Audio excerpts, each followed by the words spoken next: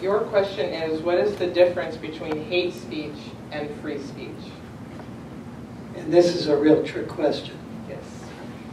So I'm going to use it as a jumping off point.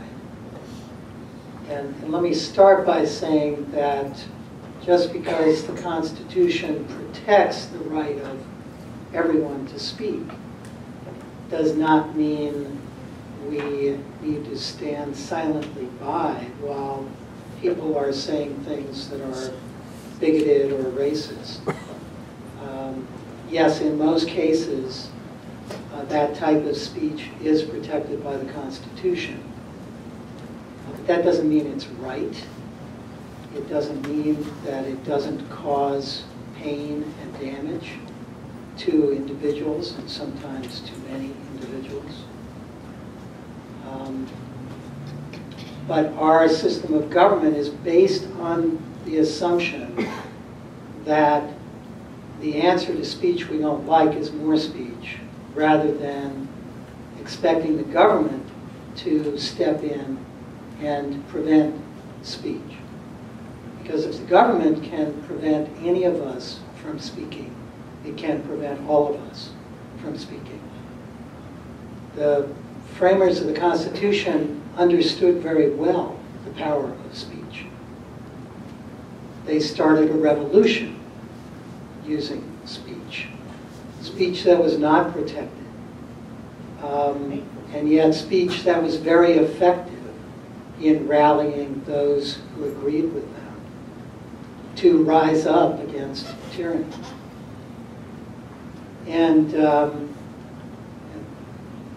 might make Darren a little uneasy for me to quote Article 1, Section 1 of the Oregon Bill of Rights, which maintains the right of the people to alter, reform, or abolish the government here in Oregon. That's pretty scary.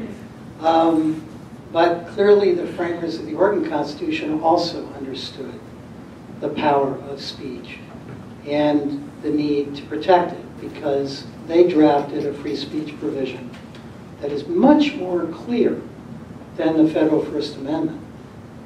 It provides, and I may get a word wrong or a comma wrong here or there, no law shall be passed restraining the free expression of opinion or the right to speak, write, or print freely on any subject whatever. But every person shall be responsible for the abuse of this right. Those are fighting words. And have served this state very well for many decades. I'm proud of the fact that we protect freedom of expression in Oregon, that we've been successful as a state in guaranteeing that right. But that does not mean that I feel good when a racist or a bigot gets up, or when an organization repeatedly provides a forum for bigoted speakers. I think I join with many of you who are here tonight in a commitment not just to tolerance, not just to being welcoming of all the diversity we have and will have here in the state of Oregon, but in being willing to fight for that diversity with my words and my actions, which unfortunately is often required in our society.